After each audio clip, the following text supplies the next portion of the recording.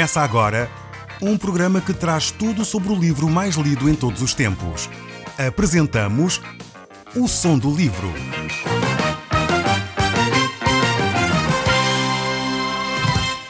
Seja muito bem-vindo. Neste podcast vai encontrar o livro mais conhecido e lido em todo o mundo.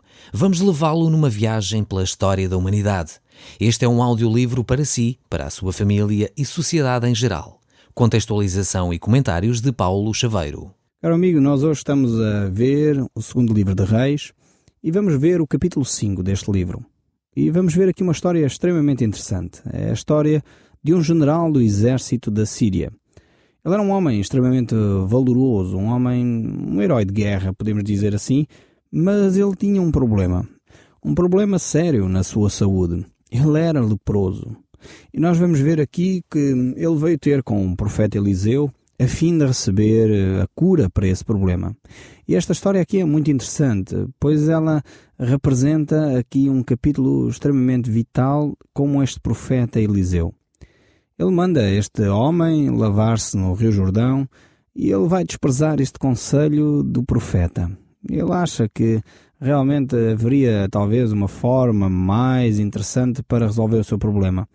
Mas Deus não quer dividir a sua glória com ninguém, nem com métodos, nem com nada, nem com homens, nem com ninguém. E por isso Deus queria manifestar a sua glória de uma forma simples. Ele não vai dividir a sua glória com ninguém. Então vamos começar a ler o texto no verso 1, aqui do capítulo 5 deste livro de 2 Reis. Diz assim: O rei da Síria tinha uma grande admiração por Naamã, chefe do seu exército. Tinha conduzido as suas tropas a muitas e gloriosas vitórias. Por isso era considerado um grande herói e muito respeitado. No entanto, ele era leproso. Era realmente Naamã considerado um grande homem. Deus tinha usado mesmo estas pessoas que não são, cristãos para manifestar a sua própria glória. Nós temos textos na palavra de Deus que nos mostra que por vezes Deus usou o Faraó, Deus usou o rei Nabucodonosor da Babilônia, Deus usou o rei Ciro, e vemos que Deus usa mesmo pessoas que não eram tementes a Deus, não eram pessoas que estavam realmente convictas totalmente de quem Deus era, mas Deus usou essas pessoas. E ao longo da sua vida, eles tomaram consciência de quem Deus era e que queriam servir esse Deus, Criador de todas as coisas. E Naamã vai ser um desses exemplos também. Ele não conhecia quem era Deus, ele não conhecia o Deus vivo e verdadeiro. Era um homem que tinha um percurso de vida, ligado à idolatria, mas Deus queria revelar-se a este homem. E por isso Deus vai utilizar esta situação, esta enfermidade, para o conduzir até Eliseu, para que nesse relacionamento com Eliseu ele pudesse perceber quem Deus era. Nós temos que ver que esta situação que Naamã vive aqui com a sua lepra era diferente da situação que Israel vivia. Em Israel, Deus já tinha dado orientações para que os leprosos tivessem um cuidado especial. Eles deveriam viver numa comunidade à parte para que a nação de Israel não fosse contaminada com estas doenças. No fundo, é mais ou menos a atitude que hoje em dia se tem em questões de saúde pública, quando há uma epidemia, uma situação de doença infecto-contagiosa, coloca-se aquelas pessoas de quarentena, coloca-se aquelas pessoas afastadas para que elas não contaminem toda uma sociedade. E Deus fazia isto com a nação de Israel. No entanto, na Síria a situação era diferente. Estes povos não tinham orientações de Deus, não tinham recebido a palavra de Deus de uma forma concreta e eles mantinham esta situação em convivência, o que era um risco tremendo para toda a sociedade. Mas Deus queria revelar ao coração deste homem, Naamã, algo superior à sua doença. A lepra era realmente uma doença terrível naquela altura, como ainda é hoje, em menor escala, mas continua a afetar muitas pessoas e isso é realmente terrível. Mas também a lepra é muitas vezes apresentada na Bíblia como um tipo de pecado. E podemos tirar lições dessa situação, mostrando e tendo equiparação para a vida espiritual. Não quer dizer com isto, no entanto, que as pessoas que vivem com essa doença são piores ou são melhores, não é isso. Mas a Bíblia mostra algumas parecenças entre esta doença e a doença que todos nós temos, que é o pecado. Ela realmente vai deformando o nosso caráter. O pecado deforma o nosso caráter. Ela realmente é uma doença que também se propaga com alguma facilidade. E o pecado, quando é cometido, se propaga com facilidade.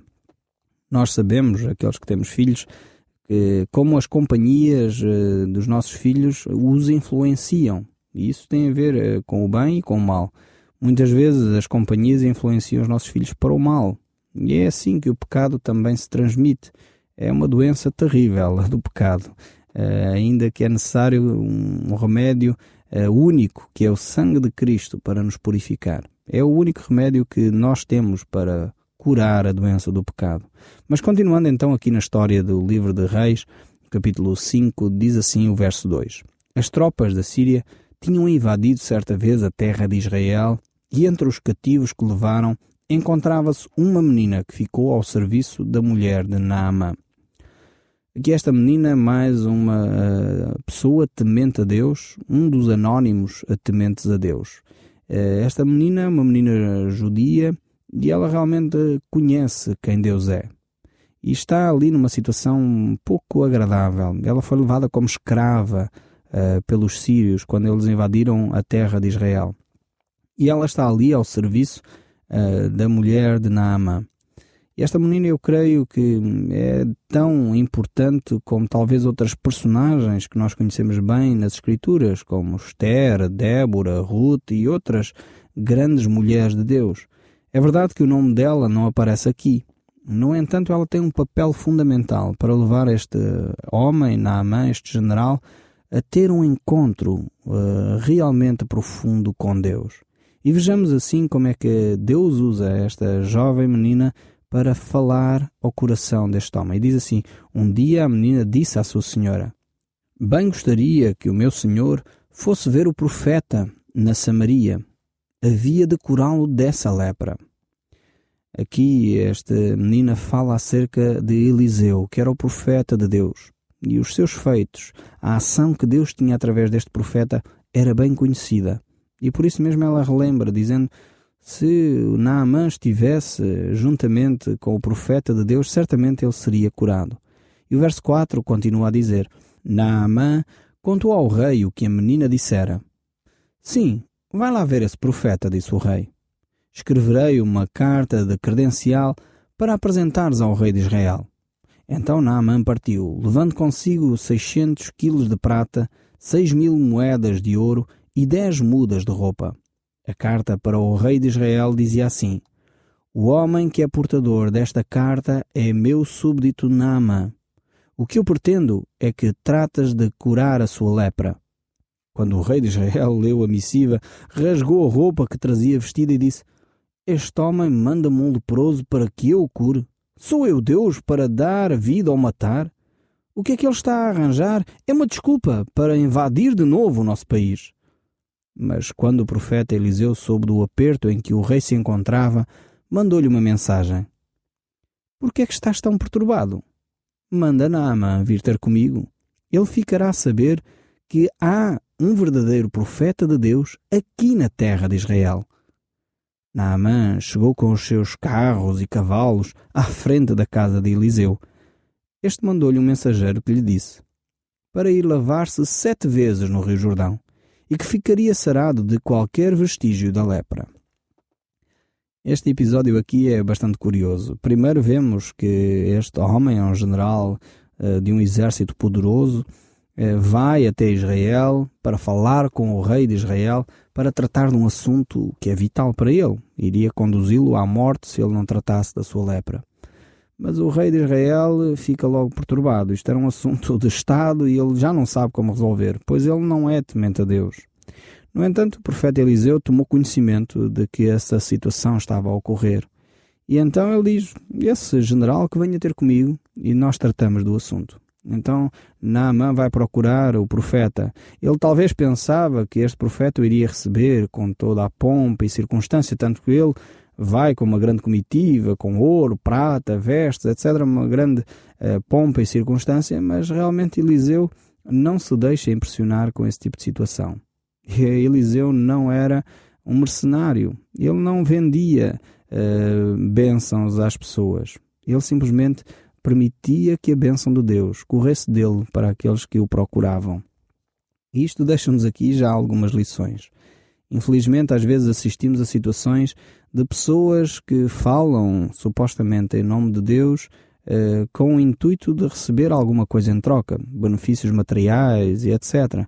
Mas essas pessoas não se percebem, não se dão conta que é Deus que fala através deles. Eles não dão conta que aquilo que eles estão a trazer para as pessoas, que a bênção de Deus para as pessoas, é algo que Deus nos dá de uma forma gratuita. E aqui o profeta de Deus estava bem consciente disso. Ele não se deixou impressionar com a pompa e circunstância de Naamã pelo facto de ele ser um general famoso. Talvez ele pensou, agora eu vou-me tornar um profeta famoso, mas Eliseu não estava minimamente preocupado com isso. Tanto que chega ao ponto de dizer ao moço, olha, vai lá e diz a esse general o que é que ele deve fazer, que eu estou aqui demasiado ocupado. Não sabemos se Eliseu estava em oração ou se Eliseu estava a ler a palavra de Deus, mas certamente ele estaria demasiado ocupado para receber este Naamã. Não creio que Eliseu procurasse ser malcriado, de forma alguma, não acredito nisso. Certamente ele estaria a fazer algo que era muito vital. E como isto era um assunto relativamente simples para Deus resolver, ele disse ao moço, vai lá e diz a Naamã que ele deve fazer isto, isto e aquilo. Mas vejamos qual é a atitude deste general. Então, voltemos aqui ao texto, no capítulo 5, verso 11, diz assim, no entanto, Naamã, muito irritado, resolveu ir-se embora.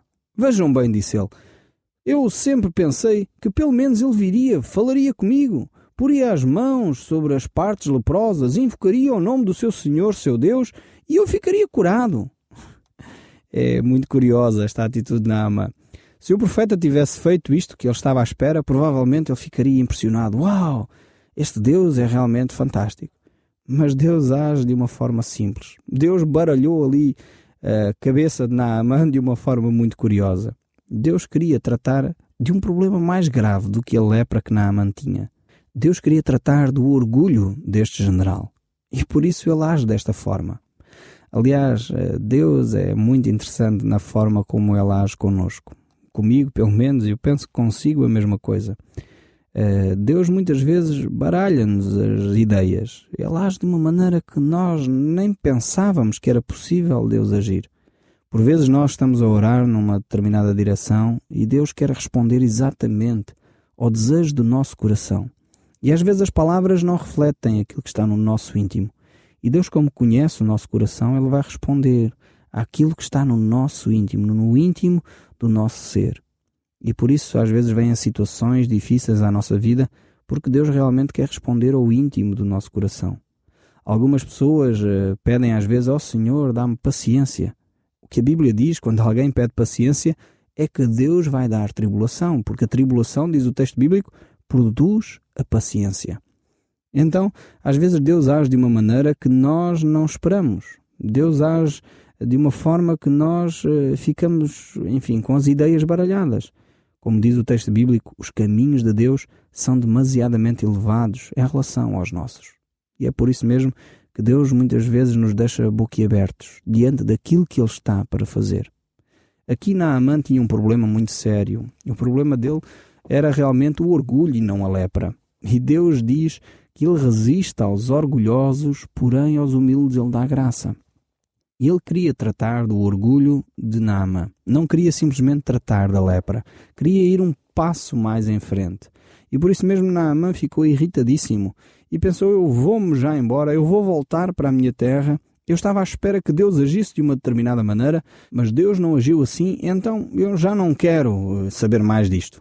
Isso parece muitos cristãos. Achamos que Deus só vai agir se houver uma oração assim muito especial, uma imposição de mãos aqui ou ali, se houver um culto, então um culto assim muito especial. E às vezes esquecemos que Deus age de uma forma simples. Age como aqui, dizendo, olha, vai ao Rio Jordão, toma banho, lava-te 7 vezes e vais ver que ficas curado.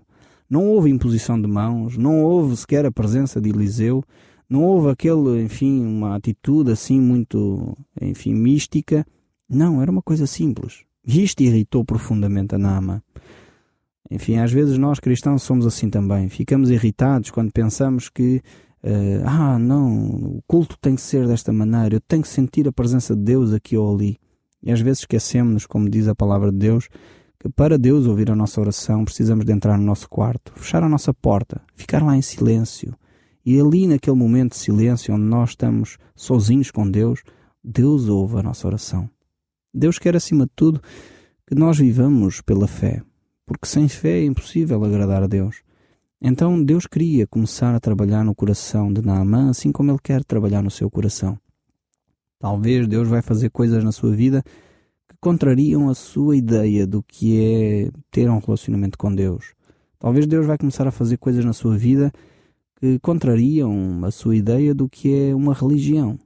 Passa a olhar para a relação com Deus de uma forma simples. As coisas não são complicadas. Deus não quer grandes artefactos, Deus não quer grandes metodologias, Deus quer um relacionamento consigo.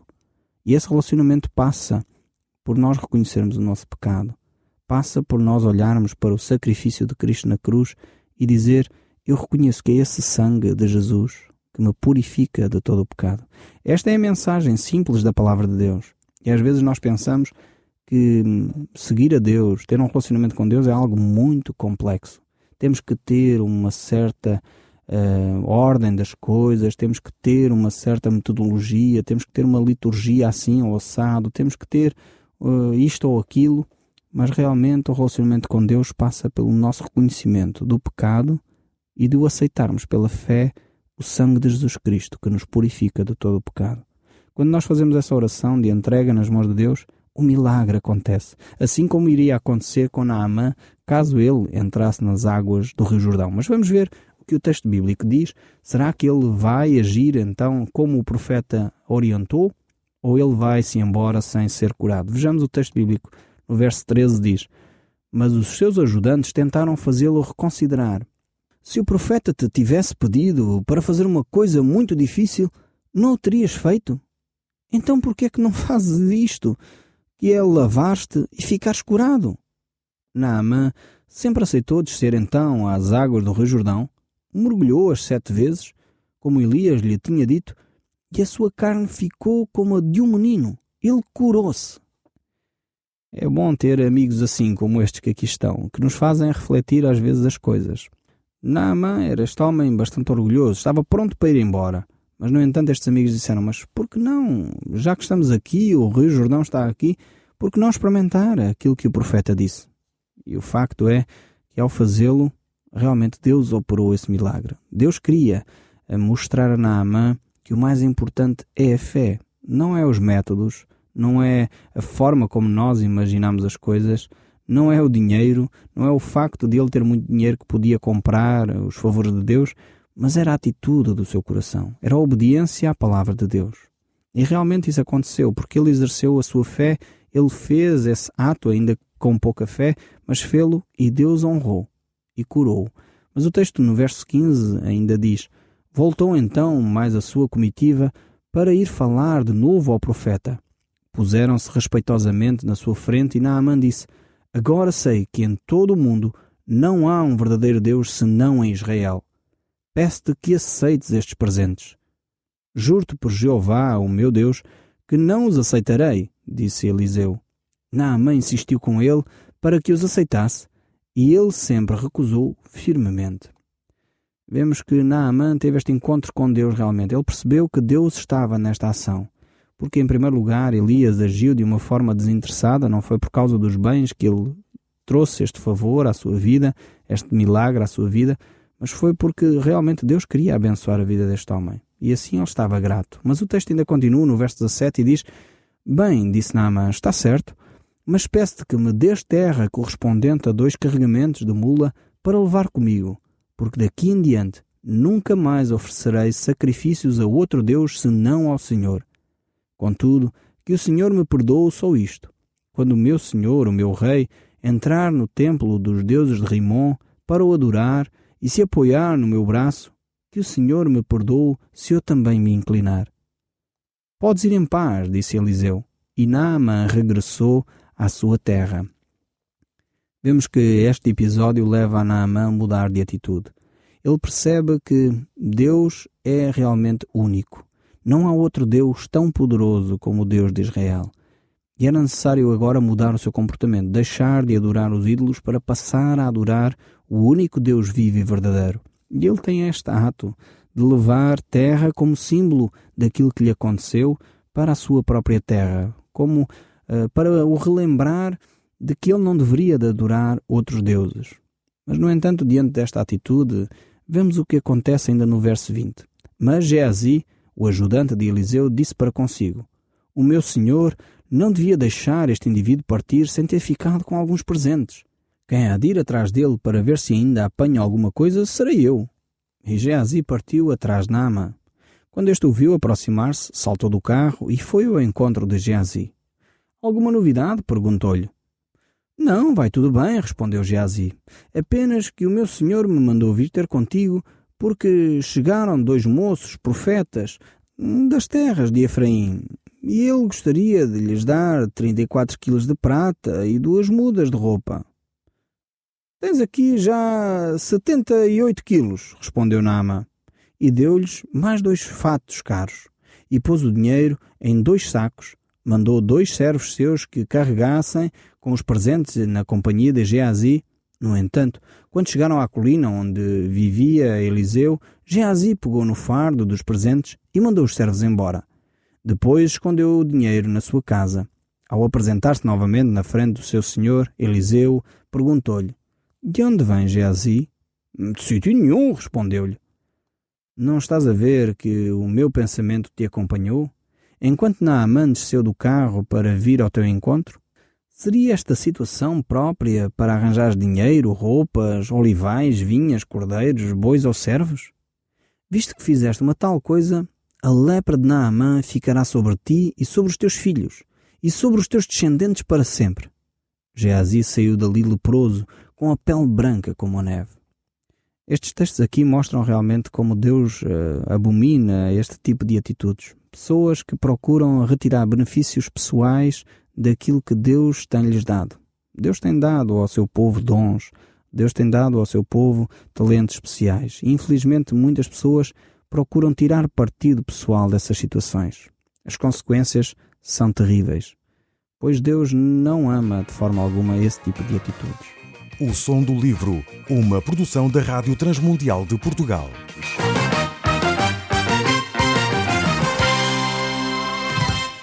RTM. Conhece todos os nossos programas em rtmportugal.org. Uma produção da Rádio Transmundial de Portugal.